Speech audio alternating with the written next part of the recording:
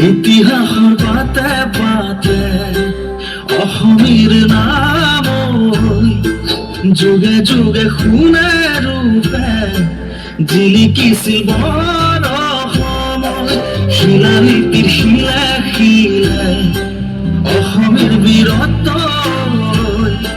হাঁচি পাতৰ সাঁচে সাঁচে জিলিকিছিল নাম ঘোষা